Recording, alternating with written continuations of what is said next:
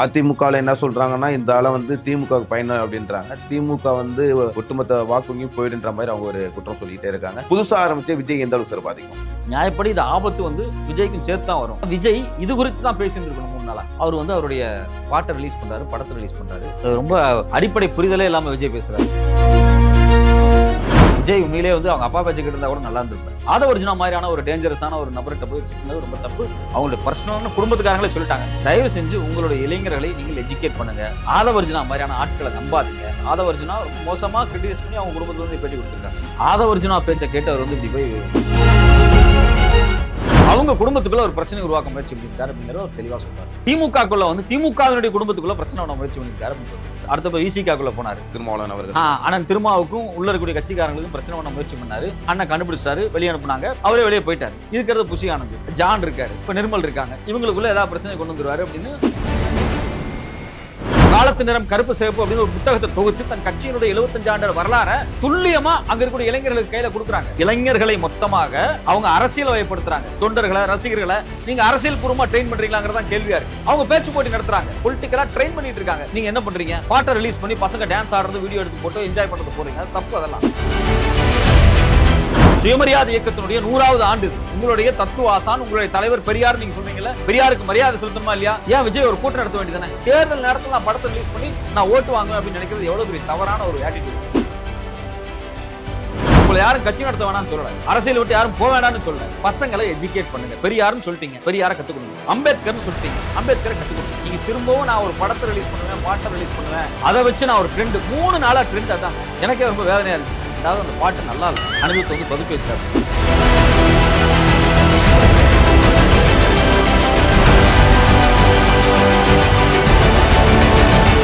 Sir, இப்போ அதிமுகவில் என்ன சொல்றாங்கன்னா, இந்த ஆள திமுகவுக்கு பயணம் அப்படின்றாங்க. திமுக ஒட்டுமொத்த வாக்கு வங்கியும் போயிடுன்ற மாதிரி அவங்க ஒரு குற்றம் சொல்லிட்டே இருக்காங்க.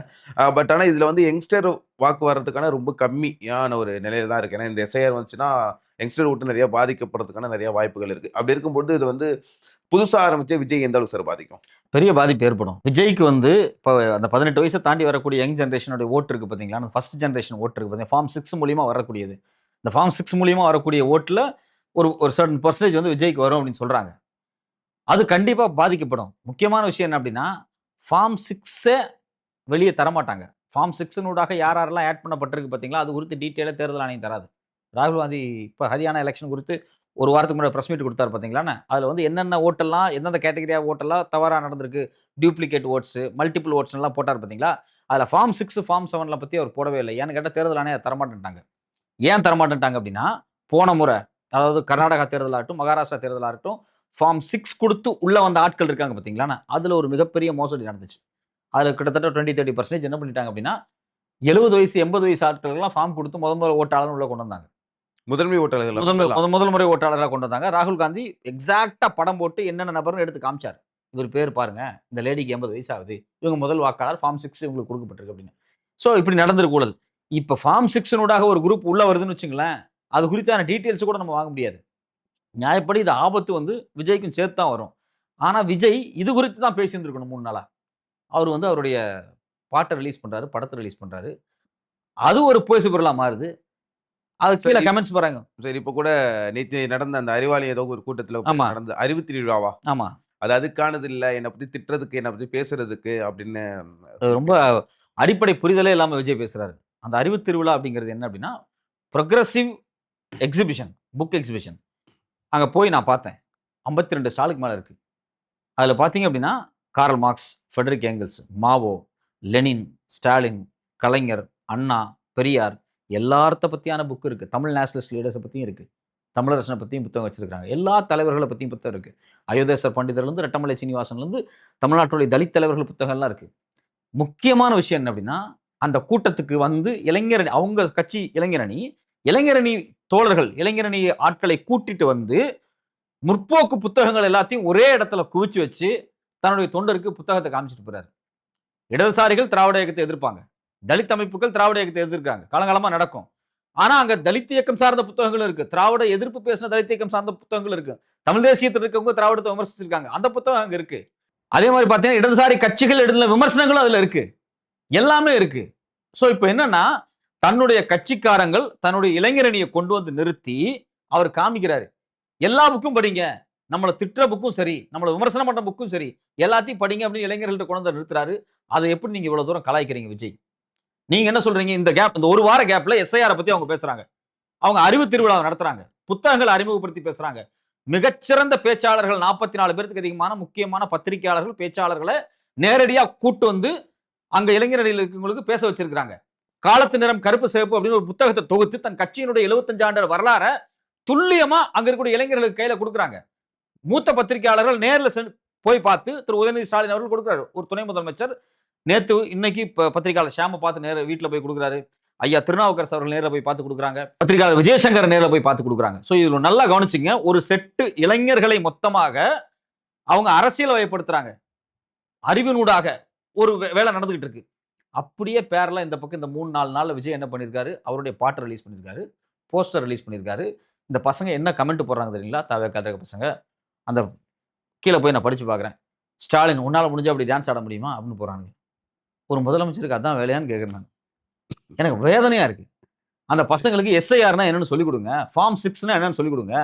எஸ்ஐஆர் பீகார்ல என்ன நடந்துச்சுன்னு சொல்லிக் கொடுங்க அந்த பசங்களுக்கு. நீங்க வந்து அந்த பசங்களை ஏன் இப்படி வந்து அன்எஜுகேட்டடா நீங்க தள்ளுறீங்க? அந்த பசங்க காலேஜ் முடிச்சிருக்காங்க. வர்றான். பாலிடிக்ஸ்ங்கிறது ஒரு எக்ஸ்பீரியன்ஸ். அந்த பசங்களுக்கு நீங்க வகுப்படுங்க. இதே தாவேக்கு என்ன பண்ணுச்சு அப்படின்னா, பத்திரிகையாளர் ஐயநாதனை வச்சு அரசியல் கூட்டம் நடத்தி இருக்கு. அது ஒரே ஒரு கூட்டம். தொடர்ச்சியா நடத்துங்க அப்படிங்கிறேன் நானு. பத்திரிகையாளர் கூப்பிடுங்க. உங்க தாவேக்கா தொண்டர்களுக்கு நீங்க அரசியல் வகுப்படுங்க. இவங்க 75 வருஷமா இருக்கிற கட்சி.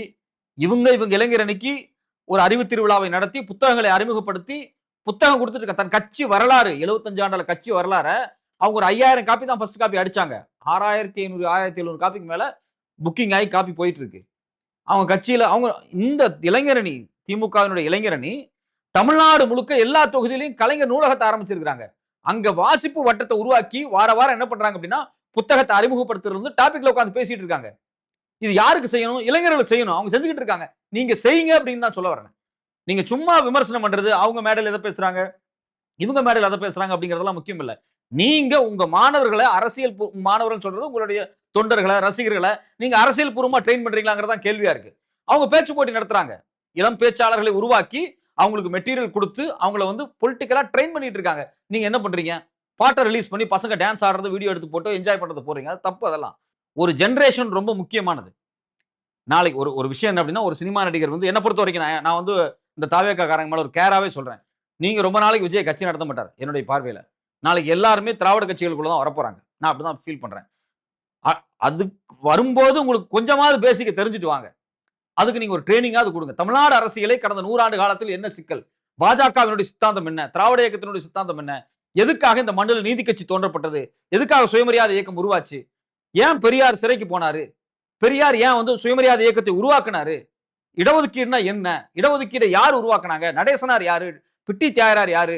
இதெல்லாம் அடிப்படையில் நீங்க அவர் என்ன சொல்றாரு? பெரியார்னு சொல்றாருல. இதெல்லாம் வரலாறு சொல்லிக் கொடுக்குமாலே. இன்னும் ரொம்ப தெளிவா சொல்றேங்க. சுயமரியாதை இயக்கத்தினுடைய 100வது ஆண்டு இது. ஏன் விஜய் ஒரு கூட்டம் நடத்த வேண்டியதானே? சுயமரியாதை இயக்கத்தினுடைய 100வது ஆண்டு. உங்களுடைய தத்துவ ஆசான், உங்களுடைய தலைவர் பெரியார் நீங்க சொல்றீங்கல்ல, பெரியாருக்கு மரியாதை செலுத்தணுமா இல்லையா? நீங்க ஏன் சுயமரியாதை இயக்கத்துக்கு ஒரு 100ஆண்டு விழா ஏன் நீங்க உட்கார்ந்து கொண்டாட வேண்டியதானே? பெரியார் சுயமரியாதை இயக்கத்தை ஏன் துவங்கினார்? எப்ப துவங்கினார்? எதுக்காக துவங்கினார்? அந்த சுயமரியாதை இயக்கத்தினுடைய வெற்றி என்ன? என்னென்ன தீர்மானங்கள் செங்கல்பட்டில் கொண்டு வரப்பட்டது? அந்த தீர்மானங்கள் எப்படி எல்லாம் சட்டமாக மாற்றப்பட்டது? இதெல்லாம் எடுக்க வேண்டியதானே அவரு? எதையுமே எடுக்கல. படத்தை ரிலீஸ் பண்ணிட்டு தேர்தல் நேரத்தில் நான் படத்தை ரிலீஸ் பண்ணி நான் ஓட்டு வாங்குவேன் அப்படின்னு நினைக்கிறது எவ்வளவு பெரிய தவறான ஒரு ஆட்டிடியூட் அது. அது இல்லாம இவங்க நடத்தக்கூடியதான் விமர்சனம் பண்ணி நீங்க பேசுறீங்க இல்லையா? ஒரு அறத்தோட பேசணும். நான் வந்து இந்த கட்சி அந்த கட்சி நான் பார்க்கல. நீங்க ஒரு செட் ஆஃப் இளைஞர்களை உங்க பக்கம் இழுக்கிறீங்க. இளைஞர்களை எஜுகேட் பண்ணுங்க. உங்களை யாரும் கட்சி நடத்த வேணாம்னு சொல்லல. அரசியல் விட்டு யாரும் போக வேண்டாம்னு சொல்லல. பசங்களை எஜுகேட் பண்ணுங்க. பெரியார்னு சொல்லிட்டீங்க. பெரியாரை கத்துக் கொடுங்க. அம்பேத்கர்னு சொல்லிட்டீங்க. அம்பேத்கரை கத்துக் கொடுங்க. சாதியை அழித்தொழித்தல். இப்ப இந்த வருஷம் புத்தகம் இந்த அறிவு திருவிழா நடக்குன்னு சொல்றாருங்களா? சாதியை எப்படி அழிப்பது அப்படின்னு சாதியை அழித்தொழித்தல் குறித்து புது டிரான்ஸ்லேஷன் புத்தகத்தை தலித் முரசு வெளியிட்டு இருக்காங்க. அத அந்த பக்கம் அங்க திமுக காரங்க வாங்கிட்டு போறாங்க. இளைஞர்கள் பொதுமக்கள் வந்து வாங்கிட்டு போறாங்க அந்த புத்தகத்தை. என் கண்ணு முன்னாடி நான் பார்த்தேன்.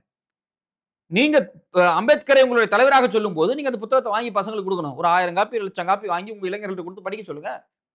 பெரியார் புத்தகத்தை வாங்கி படிக்க சொல்லுங்க. யார் வேணா சொன்னா கார்ல் மார்க்ஸ் புத்தகத்தை வாங்கி கொடுத்து படிக்க சொல்லுங்க. நீங்க காமராஜரை பத்தி புத்தகங்கள் வாங்கி படிக்க சொல்லுங்க. விஷயம் என்ன அப்படின்னா நீங்க எஜுகேட் பண்ணுங்க அப்படிங்கறத சொல்ல வர்றாங்க. நீங்க திரும்பவும் நான் ஒரு படத்தை ரிலீஸ் பண்ணுவேன், பாட்டை ரிலீஸ் பண்ணுவேன், அதை வச்சு நான் ஒரு ட்ரெண்ட் 3 நாளா ட்ரெண்ட் அதாங்க. எனக்கே ரொம்ப வேதனையா இருந்துச்சு. 2வது அந்த பாட்டு நல்லா இல்ல. அனிருத் வந்து சொதப்பி வச்சுட்டாப்டி. அது எனக்கு ஒரு பர்சனலா வருத்தம். நான் விஜய் ரசிகர். ஏன்யா இப்படி பண்ணிட்ட அப்படின்னு எனக்கு வருத்தமா இருக்கு. பொலிட்டிக்கலா விஜய் நான் கிரிட்டிசைஸ் பண்ணலாம். ஒரு ரசிகரா நான் வந்து ஒரு படத்த போய் ஃபர்ஸ்ட் தியேட்டர்லாம் பார்த்துருக்கேன். என்னது இப்படி பாட்ட போட்டு விஜய வந்து கெடுத்து விட்டீங்களேடா அப்படின்னு வருத்தமா இருக்கு எனக்கு. அவர் ஃபர்ஸ்ட் பார்ட் எப்பவுமே ரொம்ப ஹைலைட்டா வரும். ரொம்ப ஜாலியா இருக்கும். ரொம்ப என்ஜாயபிளா இருக்கும். என் பையன் ரொம்ப விரும்பி பார்ப்பான். தளபதி அப்படின்னு போஸ்டர்லாம் பார்ப்பான் என் பையன். ஸோ இப்ப அந்த பாட்ட போட்டு காமிச்சா என் பையன் அந்த பாட்டு வந்ததே என் பையனுக்கு தெரியல. என் பையனுக்கு தெரியலங்கிறது எனக்கு வருத்தமா இருக்கு. ஐயோ! அவனுக்கு போய் சேரவே இல்ல அப்படின்னு. ஆக்சுவலி அந்த பாட்டு ரொம்ப மொக்கையா போயிடுச்சு. அது வேற கதை. பட் அத வச்சுட்டு ஒரு 3 நாள் பொலிட்டிக்கலா நீங்க எதுவுமே இல்லாம ட்ரெண்ட் பண்ணிட்டு இருக்கிறது வேதனையா இருக்கு. நான் விஜய், தாவேகா தரப்புல இருந்து சொல்றது என்ன அப்படின்னா, தயவு செஞ்சு உங்களுடைய இளைஞர்களை நீங்கள் எஜுகேட் பண்ணுங்க. ஆதவர்ஜுனா மாரியான ஆட்கள நம்பாதீங்க. அவங்க குடும்பத்திலிருந்து நேத்து வந்து பேட்டி குடுத்திருக்காங்க. ரொம்ப ஆதவர்ஜுனா ரொம்ப மோசமா கிரிட்டிசைஸ் பண்ணி அவங்க குடும்பத்தில இருந்து பேட்டி குடுத்திருக்காங்க. மார்ட்டினுடைய மூத்த மகன் வந்து எடுத்து பேட்டி குடுத்திருக்காரு. இல்ல சார். அவரு பேசும்போது கூட திமுகவிலேருந்து திட்டமிட்டு அனுப்பப்பட்டாரு. அவர் வந்து கூட ஸ்லீப்பர் செல்லா இருக்காரு அப்படின்ற மாரி சொன்னாங்களே சார். அது ஒருவேளை திமுக தான் அனுப்பி வச்சாங்களா என்ன சார் அவங்களுக்கு? அது அவருடைய பெர்செப்ஷன். அது என்ன நடந்துச்சுன்னு நமக்கு தெரியாது. பட் ஆனா அவர் சொன்னது முக்கியமான விஷயம் என்னன்னா, அவங்க குடும்பத்துக்குள்ள ஒரு பிரச்சனை உருவாக்க முயற்சி பண்ணியிருக்காரு அப்படிங்கிறத அவர் தெளிவா சொல்றாரு. திமுகக்குள்ள வந்து திமுகவினுடைய குடும்பத்துக்குள்ள பிரச்சனை பண்ண முயற்சி பண்ணியிருக்காரு அப்படின்னு சொல்றது. இப்ப அடுத்து விஜய் அடுத்து விசிகாக்குள்ள போனாரு. திருமாவளவன் அவர்கள். அண்ணன் திருமாவுக்கும் உள்ள இருக்கக்கூடிய கட்சிக்காரங்களுக்கும் பிரச்சனை பண்ண முயற்சி பண்ணாரு. ம். அண்ணன் கண்டுபிடிச்சிட்டாரு. வெளிய அனுப்புனாங்க. அவரே வெளிய போயிட்டாரு. இப்ப அடுத்தது தாவேகாக்குள்ள போயிருக்காரு. தாவேகால விஜய் குடும்பத்துக்குள்ள பிரச்சனைய கொண்டு வர முடியாது. ஏன்னா ஏற்கனவே அது பிரச்சனையா இருக்கு. அவரே தனியா தான் இருக்கிறாரு. பிரச்சனைன்னா கட்சிக்குள்ள பிரச்சனை பர்சனல் ஆனா பர்சனல் வேண்டாம். கட்சிக்குள்ள கொண்டு வரும். கட்சிக்குள்ள பிரச்சனை கொண்டு வராரு. இருக்கிறது புஷி ஆனந்த். ஜான் இருக்காரு. இப்ப நிர்மல் இருக்காங்க. இவங்களுக்குள்ள ஏதாவது பிரச்சனை கொண்டு வந்துருவாரு அப்படின்னு எச்சரிக்கை பண்றாரு அவரு. விஜய்க்கு ஒரு எச்சரிக்கை குரல கொடுக்குறாரு. யார் அப்படின்னா திரு மார்ட்டின் அவர்கள் பாத்துக்குங்க உங்க கட்சியை காலி பண்ணிட்டு போயிருவாரு அப்படின்னு விஜய் மேல கேர் பண்ணி சொல்றாரு. 2வது அவர் எந்த அளவுக்கு போறாரு அப்படின்னா திமுகவோட ஸ்லீப்பர் செல்லா கூட இருக்கலாம் அப்படின்னு அவர் சொல்றாரு அவரு. எதுவும் உண்மை நமக்கு தெரியாது. பட் ஆனா விஜயின் மீது அக்கறையோட தான் அவர் பேசுறாரு. நீங்க தயவு செஞ்சு நம்பாதீங்க. எங்க அப்பா கொடுத்த செட்டில்மெண்ட் காசு அவங்க பிசினஸ டேக் ஓவர் பண்ண முயற்சி பண்ணாரு. எங்க அப்பா எ என் பொண்ண கல்யாணம் பண்ணிட்டேன். அவ்வளவுதான். வேணா இந்த செட்டில்மெண்ட்ட வச்சுக்கன்னு சொல்லி ஒதுக்கிட்டாருன்னு தான் சொல்றாரு. அவரு நீங்க நல்லா பாருங்க. அவரு ஒரு நிறுவனம் வச்சிருக்காரு. வாய்ஸ் ஆஃப் காமன் அப்படின்னு. ஆதவர்ஜுனா. ஆமா சார். பொலிட்டிக்கலா பேக்கிரவுண்ட்ல இருந்து ஒர்க் பண்ணக்கூடிய ஒரு நிறுவனம். அவர் திமுகல போய் உட்கார்றாரு. அங்க அவர வந்து அவர் வந்து எம்பி சீட் கேட்டிருக்காரு. முரண்பாடுகள் ஏற்படுது. அப்படிலாம் போன உடனேலாம் டக்குனுலாம் எம்பி சீட் குடுத்துற மாட்டாங்க. திமுகவுக்குன்னு ஒரு ஒரு ஸ்ட்ரக்சர் இருக்கு. தூக்கி போட்டாங்க. அவரு விசிகால வந்து உட்கார்ந்துட்டு, விசிகாவுக்கு ஒதுக்கப்படக்கூடிய எம்பி சீட் இருக்கு பார்த்தீங்களா, அதுல பொது தொகுதியில ஒண்ணு வாங்கி இவர் நிக்கலான்னு ஒரு பிளான்ல வந்திருக்காரு போல இருக்கு. நம்மட்ட தான் காசு இருக்கே. போய் குடுத்த உடனே நம்மளுக்கு குடுத்துருவாங்க. கட்சியில இருக்கக்கூடிய மேல் நிர்வாகிகளுக்கெல்லாம் காச குடுத்தா எல்லாருமே வந்து நம்மகிட்ட வந்து அடிமையாயிருவாங்க. அப்படிலாம் நடக்காது. விசிக அப்படிங்கிறது அது ஒரு சித்தாந்த கோட்டை. முதல் மட்டம் தலைவர் திருமா அவர்களுக்கு கீழ இருக்கக்கூடிய முதல் ஃபர்ஸ்ட் ரோ இருக்கு பார்த்தீங்களா, எல்லாருமே அவர் திருமா மாரியே பேசுவாங்க. திருமா அவருடைய சித்தாந்த ஐடியாலஜி மாரியே ஒரு பக்குவத்தோட இருப்பாங்க. அவங்க உள்ள வந்தோனே கண்டுபிடிச்சுட்டாங்க. நீ எதுக்கு வர்ற? ஏன் வர்ற? நீ என்ன பண்றன்னு எனக்கு தெரியுது. ஸோ பிளாக் பண்ணிட்டாங்க. ஸோ அவர் வந்து டக்குன்னு வந்து என்ன பார்த்தாரு, இப்ப விஜய் வந்துட்டாரு. உடனே விஜய் போய் சேர்றாரு. ஸோ அப்ப அவருக்கே அஜெண்டா கிடையாது. விஜய பிடிச்சு விஜய் உண்மையிலேயே வந்து அவங்க அப்பா பேச்ச கேட்டிருந்தா கூட நல்லா இருந்திருப்பாரு. ஆதவர்ஜுனா பேச்ச கேட்டு அவர் வந்து இப்படி போய் முட்டு சந்துல மாட்டிக்கிட்டாரு. நான் ரொம்ப ஃபீல் பண்றேன் நான் விஜய்க்காக. ஏன்னா அவர் பொலிட்டிக்கல்குள்ள வரும்போது சரி ஓகே அவங்க அப்பா இருப்பாங்க. பொலிட்டிக்கலா அவர் டிராவல் பண்ணுவாரு அப்படின்னு எதிர்பார்த்தேன். ஆதவர்ஜுனா மாதிரியான ஒரு டேஞ்சரஸான ஒரு நபர்ட்ட போய் சிக்கினது ரொம்ப தப்பு. அவங்களுடைய பர்சனலான குடும்பத்துக்காரங்களே சொல்லிட்டாங்க. அவர் என்ன பண்ணுவாரு அப்படிங்கிறத. பொலிட்டிக்கலா எனக்கு விஜய் மேல பெரிய வருத்தம் இருக்கு. அவர் இன்னும் அவங்களுடைய தொண்டர்களை, இளைஞர்களை ட்ரெயின் பண்ணணும். அந்த அறிவு திருவிழா என்பது, புத்தக கண்காட்சி என்பது வருஷம் இனிமேல் நடக்க போகுது. தமிழ்நாடு முதலமைச்சர் வந்து அங்கேயே டிக்ளேர் பண்றாரு. இத வருஷம் நடத்துங்க எனக்கு ரொம்ப பிடிச்சிருக்கு அப்படிங்கிறாரு. அவங்க சொல்றாங்க எங்களுடைய 75 ஆண்டு கால கட்சி வரலாற்றில் மிக முக்கியமான ஆவணம் காலத்தின் நிறம் கருப்பு சிகப்பு அப்படிங்கிறது வந்து முதலமைச்சரே சொல்ற அளவுக்கு இருக்கு. அவங்க கட்சிக்கான ஸ்ட்ராங்கான ஐடியாலஜிக்கல் பேஸ ரெடி பண்றாங்க. ஓகே. அந்த மீட்டிங்ல உதயநிதி ஸ்டாலின் அவர் என்ன பேசுறாரு? ரொம்ப இவங்க உடனே வந்து விஜய் அஃபெண்ட் பண்ணிட்டாங்க. அவர் ரொம்ப தெளிவா என்ன சொல்றாரு அப்படின்னா, நீங்க எக்ஸிபிஷன் போயிருப்பீங்க. எக்ஸிபிஷனுக்கு போனீங்க அப்படின்னா, திடீர்னு தாஜ்மஹால் மாரியே ஒரு ஒரு அட்டைப்பெட்டியில் செஞ்சு ஒண்ணு இருக்கும். வரும். மக்கள் வருவார்கள். பார்ப்பாங்க. அத பார்த்தோனே இளைஞருக்கு அது ரொம்ப பிடிக்கும். அப்பா அப்படின்னு நம்ம ஊருக்கு வந்து தாஜ்மஹால் வந்திருக்கு அப்படின்னு. அது வெறும் அட்டை தான். தட்டுனா விழுந்துரும் விழுந்துரும். அப்படின்னாரு. ஆக்சுவலா அவர் எத சொல்ல வர்றாரு அப்படின்னா, எந்த விதமான அஸ்திவாரமே இல்லாம, ஐடியாலஜிக்கல் பேஸ் இல்லாம, நீங்க எத கட்ட முயற்சி பண்ணீங்கனாலும், அது வீணா போயிடும். தயவு செஞ்சு விஜயோ, தாவேகாவோ ஒரு விஷயத்த தெரிஞ்சுக்கணும். திராவிட இயக்கம் என்பது 450 பத்திரிகைகளை நடத்தி இருக்கிறது. அண்ணாவே 4 பத்திரிகை நடத்தியிருக்காரு. கலைஞரே 2 பத்திரிகை நடத்தியிருக்காரு. இந்த எந்த பத்திரிகையும் தேர்தலில் ஜெயிப்பதற்காகவோ, முதலமைச்சர் ஆவதற்காகவோ நடத்தப்பட்ட பத்திரிகை அல்ல. ஜஸ்டிஸ் அப்படின்னு ஒரு பத்திரிகையை நீதி கட்சி 1916ல கொண்டு வர்றாங்க. திராவிடன்ங்கிற இதுல கொண்டு வர்றாங்க. இத கொண்டு வந்து தேர்தல் நின்னு ஜெயிக்கிறதுக்காக இல்ல. பெரியார் வந்து குடியரசு பத்திரிகை துவங்குறாரு, பிற்பாடு விடுதலை வருது. இது எதுவுமே தேர்தலில் ஜெயிக்கிறதுக்காகலாம் இல்லை. இது மாதிரி திராவிட இயக்கத்தினுடைய ஒவ்வொரு தலைவர்களும் 2 பத்திரிகை 3 பத்திரிகை நடத்திருக்காங்க. திராவிட இயக்கத்தினுடைய மிக முக்கியமான ஆய்வாளர் திருநாவுக்கரசர் சொல்றாரு, நான் 450 பத்திரிகையை கண்ணில் பார்த்திருக்கேங்கிறாரு. என்னென்ன பத்திரிகை இருந்துச்சுன்னு ஒரு புக் போட்டிருக்காரு. அப்போ ஒரு அறிவு இயக்கமாக தான் இது டெவலப் ஆகி வருது. உங்களுக்கு கட்சி மேல முரண்பாடு இருக்கலாம், திமுக மேல உங்களுக்கு முரண்பாடு இருக்கலாம், உங்களுக்கு அது எல்லா கட்சிக்கும் எல்லா ஒவ்வொரு பிடிக்காதுல ஒருத்தருக்கு முரண்பாடு இருக்கலாம். ஆனா நீங்க ஒரு அறிவு இயக்கத்திலிருந்து வந்த ஒரு சமூகத்தை, ஒரு இயக்கத்தை, ஒரு கட்சியை அதை தாண்டி நீங்க ஒரு அரசியல் எடுத்துட்டு போகணும் அப்படின்னா நீங்க குறைஞ்சபட்சம் 50 பத்திரிகையாவது இப்ப நடத்தணும். Okay sir. அப்படி நடத்தினாதான் நீங்க ஜெயிக்க முடியும். அதுதான் ஒரு நேர்மையான பாதையா இருக்கும். சும்மா நீங்க எதுவுமே நடத்தாம நான் வந்து அவங்க இதை சொல்லிட்டாங்க, நான் இதை சொல்லிட்டாங்க அப்படின்னு சொல்றது வந்து விஜயனுடைய பாலிடிக்ஸ் ஃபியூச்சருக்கே வந்து பாசிட்டிவா அமையாது அதெல்லாம். Okay sir. கண்டிப்பா சார். தேர்தல் கூடும் காலம் இருக்கு, அவகாசம் இருக்கு. நேரம் சரியான விடயம், காலம் எப்போதும் கரெக்ட்டா குடுக்கணும்னு நம்புவோம். உங்களுடைய தொடர் வேலைகளுக்கு மத்தியில எங்களுடைய நிலையத்திற்கு இப்படி ஒரு நேர்காணல் கொடுத்ததுக்கு மிக்க நன்றி. நன்றி, நன்றி, நன்றி.